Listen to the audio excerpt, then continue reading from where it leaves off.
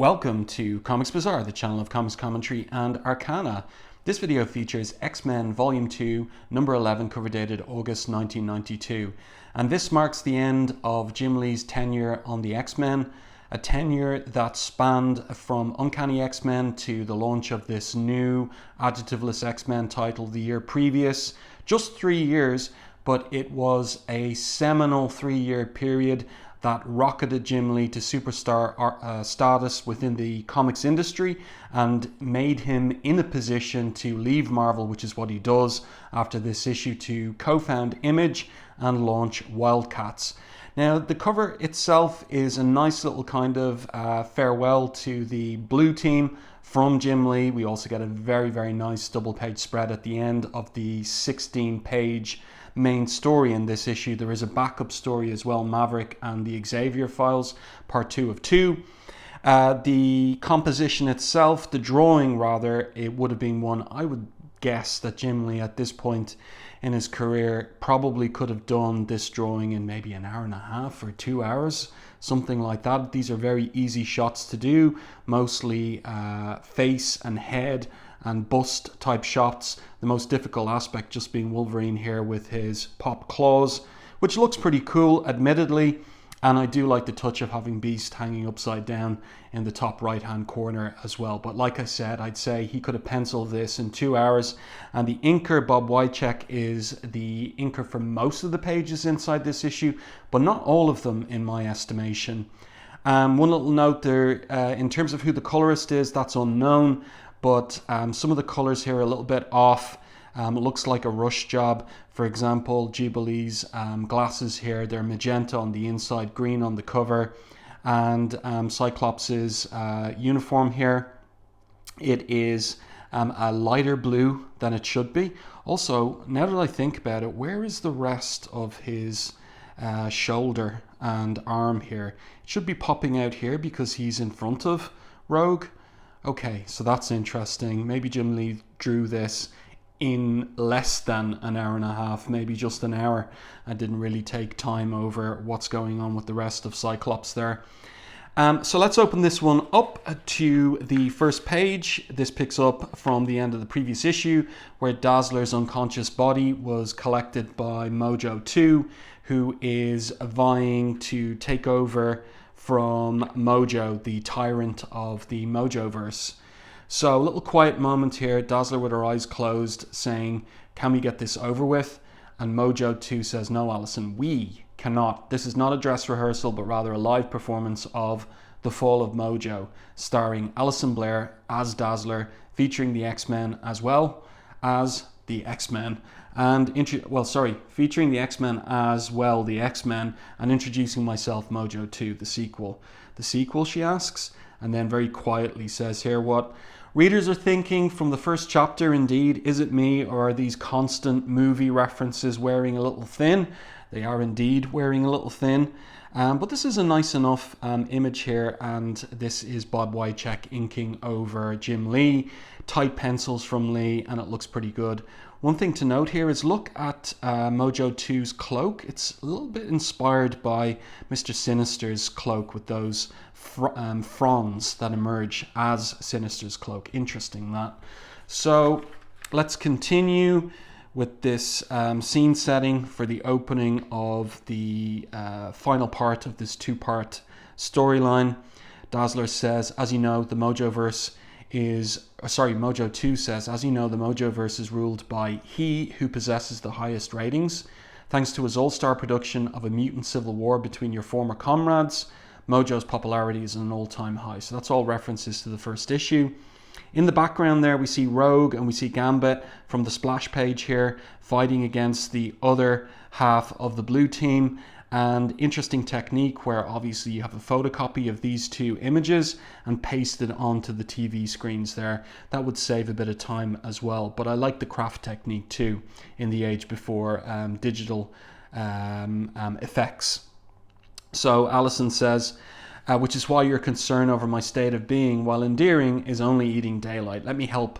I guarantee the Big M's media run of terror will do a slow fade to black." And then I kind of like this in Lobdell's dialogue here. Great, now I'm doing it, she says. And at that moment, scene switch to this amphitheater. We return you to the special worldwide premiere of the X-Men versus the X-Men, again with our special guests, the X-Men. So the creative team here, Jim Lee is the plotter and penciler, Scott Lobdell adding the dialogue and narrative captions, just the words, Bob Wiacek on inks, but I do think there's other inkers touching these pages as well. Lois Bahalis, who's Tom Orzechowski's wife, on the lettering, and I'm going to point out how the lettering must have been done very rushed, because the pencil construction lines of some of these sound effects haven't been fully erased. Marie Javins on colours. So Joe Rosas, not available for colouring this particular comic or the previous one. He was busy at work colouring the first issue of Wildcats for Jim Lee over at Image. So there you go. So we've got Gambit here taking on the Beast, and it's a pretty cool splash image, but I'd love to have seen it inked by Scott Williams and properly coloured by Joe Rosas. I think the colouring here as well is a little bit rushed too, and I'll point out some mistakes on upcoming pages of the issue. So here we've got Lila Cheney, who's going up against Longshot, and Longshot saying that we shouldn't be battling each other, very obviously. Since your arrival in this dimension, you've been pawns of Mojo, recasting an obscure Earth movie, that's a reference to The Wizard of Oz, that you might entertain the spineless ones. So she's not listening to him, but he does a backflip and tosses her away from him in midair. And now we've got Psylocke, and she has been taken over by the Professor, who is free to use his telepathic abilities, or is broken free to use his telepathic abilities, while he's physically restrained by Mojo. And the Professor asks Psylocke to open her mind to him. So she says she's trying. Cyclops here, trying to what, Betsy? Kill me? Cyclops has been affected by Mojo. He's like the cowardly lion in this rerun or reconfiguration with X-Men of The Wizard of Oz. You're an adult, Betsy, he says to her. Do what you think is right.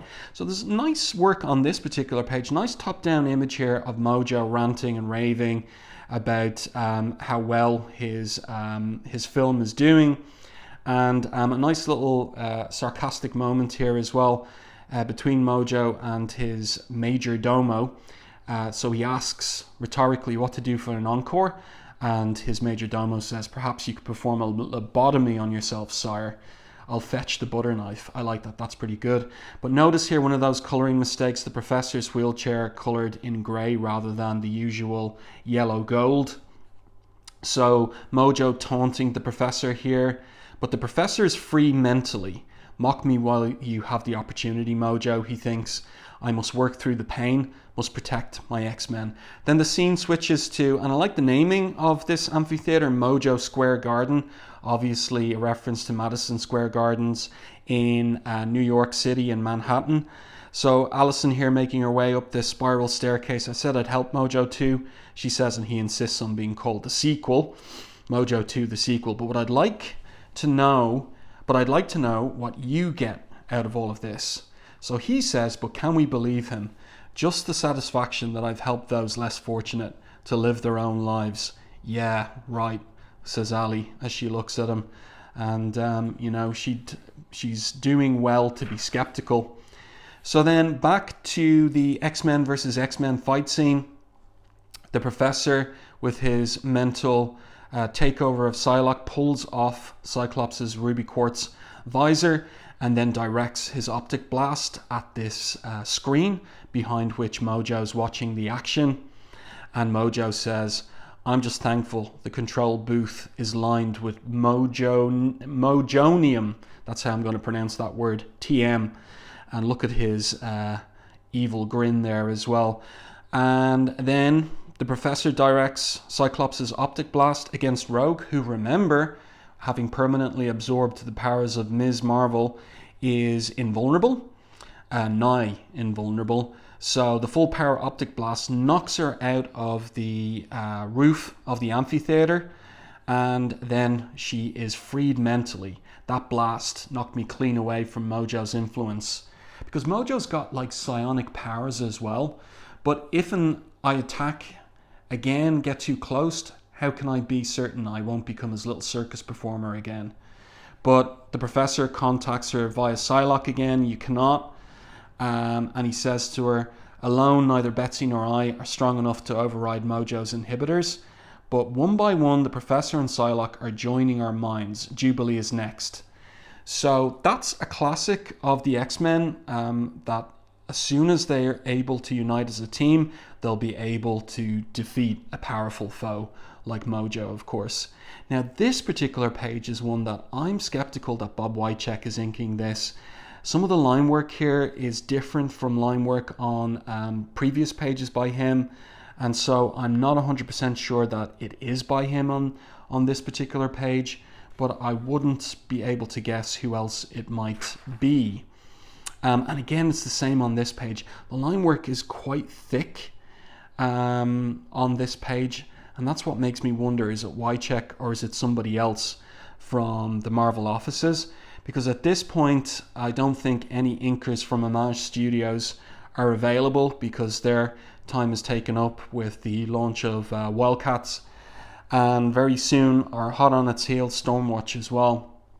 So here they are, still making their way up to the control center where Mojo is, and they're attacked by some of his security team, and both Dazzler and Mojo 2 hold their own against the security team, and Mojo 2 says, well, you and I battle Mojo's dog soldiers. My loyal key grips are attaching a piggyback signal onto Mojo's own broadcast, so that means that people will get to see that Mojo's been attacked and beaten. The spine people will revolt if they believe they have half a chance, says Mojo 2. Let's give them one, says Ali. Meanwhile, tight close-up on Mojo's crazy eye there, and he's getting concerned about how some of the X-Men are breaking his psionic control over them.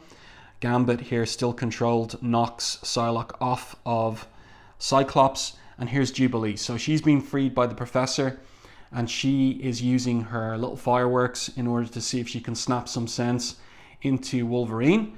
Again, this is one of those pages where I'm just not convinced that this one's inked by Bob Wiacek. And for my money, this one could well be inked by Dan Panosian. See those little hook hatch marks there with the little hook at the end of it? That's distinctive of his style in this time period. And yeah, if I had to put, and there it is again on the side of the inside of Wolverine's thigh, if I had to put money on it, I'd say that maybe this particular page is inked by Dan Panosian. So, Jubilee goads Wolverine, who's been turned into a fraidy cat. Is the little old fraidy cat scared of Gaspa girl? So that gets Wolverine's attention. I ain't never back down to a skirt, and no one calls Wolverine a fraidy cat. Okay, so that's kind of funny. So he pops his claws there. Is he going to gut Jubilee? Hope he's come back to his senses, she thinks, or this is going to hurt lots. But it was all a feint. So really, he was aiming for that screen again, that Mojonium screen, and making a mark on it with his adamantium claws. So Mojo here, we got a view inside with his big moobs there. Walking off the set in the middle of a performance, he asks. I'm afraid not. So he calls out to Lila Cheney to blast Wolverine, which he does. And a little bit more of that movie banter. Have your people call my people, Wolverine. We'll do lunch sooner than you think, bub, he says. Another page here, I'm pretty certain, not inked by Bob Wiacek. Not sure who it is. Screen tone here is interesting. It's an inker who does have craft supplies, but who is it? Not Bob Wiacek, for my money. Not sure who it is, but a Marvel staffer. I wonder if it could even be Al Milgrom, maybe doing this particular page, if I had to guess. So Rogue attacks Mojo from behind, and on the streets outside, they're getting that pirated broadcast that Mojo 2 guaranteed. And they're beginning to see that Mojo is in trouble. The Mojoverse holds its collective breath, it says in the narrative captions, praying for their final freedom. Praying well, they're praying for a savior, and the savior is Longshot. But when's he going to arrive? Well, first of all, we have Mojo, who seems to be triumphant over Rogue. And this is interesting because in the previous video that I made about X-Men number 10, I said always when Ann Nocenti was writing Mojo and when Claremont was writing Mojo, they used Mojo and the Mojoverse to satirize big corporations' exploitation of creatives like themselves, writers and artists, and also intellectual property, characters. But there's no real subtext in this particular issue, but here's the closest there is to an opportunity to have a little bit of subtext here, where Mojo here, raising his fists in triumph, exclaims, "Pathetic fools, for all your top billing and star treatment, you're little more than extras in the big picture. I made you mega media stars, my X-Men, and I can have you cancelled just as easily." Now that speech is intriguing in the context of Marvel's biggest artistic stars leaving the company and going to co-found Image and leaving the characters in the lurch in many ways and books in many ways. So who is this? Is this, like here, it could be implied that this is Marvel Comics Corporation or Bob Harris, or who or what? There was an opportunity there and it's just not really coming out in the script. And that's a shame, I feel. You can see here, if you look closely in high definition, the pencil construction lines for Mojo's laughter here, not properly erased. And that's an indication of the deadline crunch for getting these pages off to the printer. So here we have a view outside. The people determined to fight for their freedom. Now would seem the time to fight for better. We die free, then continue for it's better to die free than continue life as that spineless monster's slaves. So the crowd is going to make its way to the gardens to attack Mojo, and there he's thinking, maybe I should have stuck to Brady Bunch reruns. And Dazzler says maybe you should have. So here we go. Dazzler's arrived. Mojo 2, and Mojo 2 was a clone that Mojo created and left on the editing room floor. And what was his flaw? His flaw, he said, is compassion for all people, but guilty as charged. But there are those on this world who believe that spines are a virtue. Okay, so is he genuine? Does he genuinely have compassion? Or is it a bit of a ruse to claim power? Well, that remains an open question. But first of all, Mojo has to be dealt with finally. You can see here a little bit of a rerun of this angle on Mojo. It's very, very much the same here. And I wonder if it's an indication that Jim Lee is speeding through these pages at this point. So Longshot arrives. He's the savior. He says, "For too long have you used the psychic energies of your spineless couch potatoes, enhanced by their euphoria over the X-Men's exploits, to suppress the rights of my people. It ends here now." So nice anchor image of the blue team behind Longshot, backing him up, ready to go. But you can see here no little arm hairs on Wolverine. So again, a little indication of the rush on this. Wrong color there for Gambit's headgear as well. Yeah, so more of that implication of the rush. The crowd arrive. You can see the construction lines, the pencil construction lines in the sound effect there. They're ready to cancel Mojo, but he still is powerful. More construction lines in this sound effect too. While he says, "Give a fella a chance to clear out his desk." No. While his comment is made with his trademarked irreverence, the effects of his blast are no less deadly. So Mojo's a formidable foe, but Longshot is enraged. "Never again will you take a life for your own sadistic pleasures," he yells, "or those of your equally twisted viewers." So he stabs Mojo in the heart, one assumes, rips him right open. And that would appear to be the end of Mojo.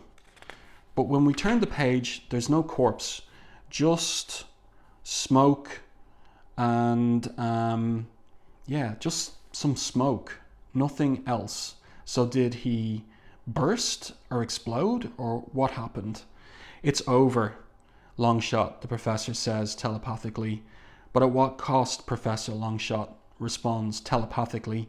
If I finally won and Mojo is finished, why do I feel so empty, so lost? For better or worse, Longshot, more often than not, such is the price of victory. So Longshot and Dazzler have a kiss there, and the professor reveals that Ali's pregnant and says, for what greater gift could two parents give to the unborn child I sense within them than to make the world a better place? So there you go. Again, you can see the coloring's done really quickly. Longshot's smile covered with flesh color. And what do we have here? Ali determined to get Mojo to agree that he's going to rule the planet fairly. He says, I would not have it any other way. Lila offering to teleport everyone back to Earth. And Cyclops saying, well, how about a little celebration first? Now, what's interesting too here is I had the thought the X-Men were abducted, only the blue team from the X-Mansion, including Professor X. Where's the gold team? You know, what would the gold team do if they arrived back in the mansion and discovered that everyone was gone and no note left behind? Surely they'd look into it in some regards, but that's not addressed in this two-part storyline.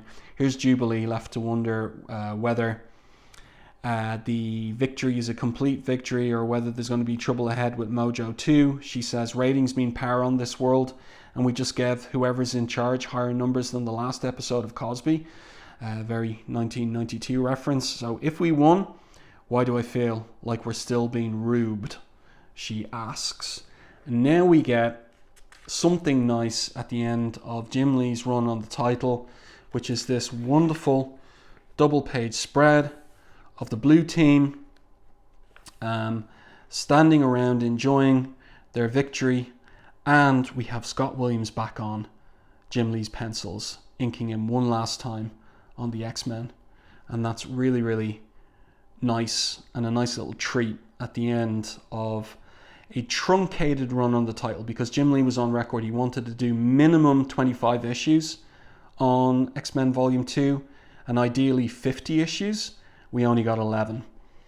But yeah, a beautiful spread there. And we have a little poem from the Beast. There comes a time between life and death when all men stop to catch their breath. We ask the stars why, we question a lot.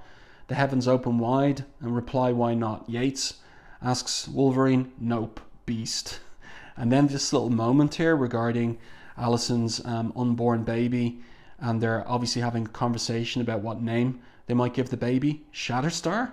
She asks. You've got to be kidding. So that's an interesting little thought there in terms of who Shatterstar might be over in X-Force, what his parentage might be, but this was all undone a few years later. So yeah, interesting. And again, little color errors here. The X on Rogue's, the shoulder of her jacket, not perfectly done. And the colors, again, an indication that it was rushed here at the end, which is a pity. But there you go. Next issue, a peek inside the Xavier file, and that will be Scott Lobdell continuing writing the title for a couple more issues before Fabian Nicieza comes on board, and Art T-Bear taking over pencils for a couple of issues and doing his very best Jim Lee impersonation. So there is the backup story at the end. It's very slight stuff. Scott Lobdell writer, Mark Teixeira artist, pencils and inks. I looked up who was the colorist. The idea is that it might be Mike Rockwitz, who was the colorist on the first part of this two-part storyline, and Lois Bahalis doing the letters again. It's a nice image there of Maverick firing with his rifle. We've got this guy, Warhawk. He's not named in the story, so that's a bit weird. I like all the shell casings there on the ground. It's all hyperbolic. Warhawk is going to protect the Doctor here, Dr. Reiking. Maverick is there to collect the Doctor for questioning by his boss Barrington. Nice anchor image of a big explosion there. Maverick picking himself up.